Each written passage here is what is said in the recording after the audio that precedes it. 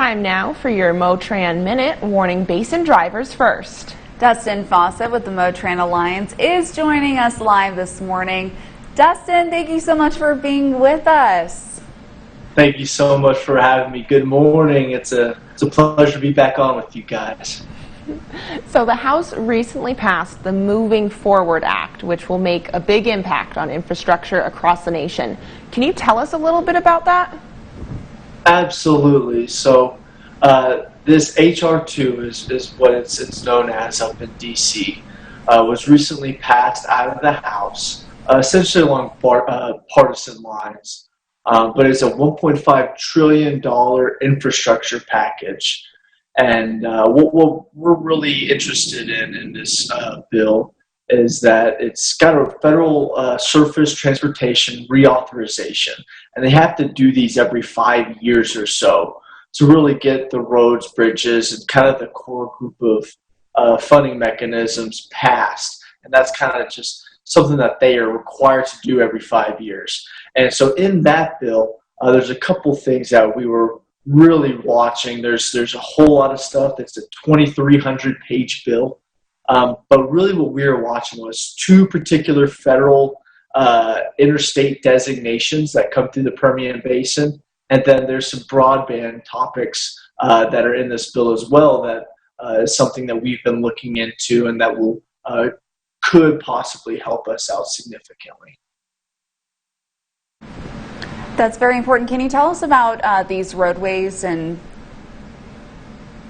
Absolutely.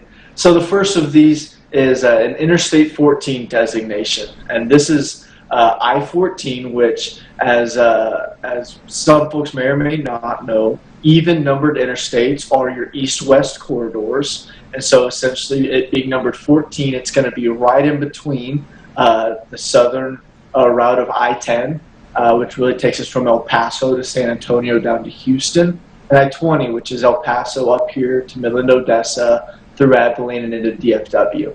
So what I-14 is it's a western point of origination is here in Odessa. It's going to follow I-20 and then go down 158 east towards San Angelo, continue east to Brady, continue going east on 190 over to Temple and Killeen, where it currently exists. There's actually I-14 signs in Temple and Killeen. And then continue a little bit more southeastern down to College Station.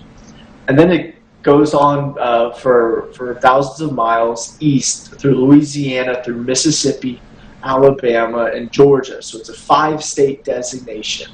We had 15 of these congressional leaders on board for this legislation, designating this entire route as Interstate 14. And so it's something that we worked to get added and included into this 2,300 pages of the bill. I promise ours was maybe but a page or two. But we got that added in there so that we can bring another interstate to the Permian Basin, and one that actually overlays with a whole lot of energy producing areas. You have, of course, the Permian Basin and the Delaware Basin out here. But you also then have connectors through with the Eagle Ford Shale, Haynesville Bossier, Austin Chalk, and the Barnett Shale. And so it's a really good active energy producing region that we have this interstate going through, as well as we're connecting 15 different military installations across the southeastern United States.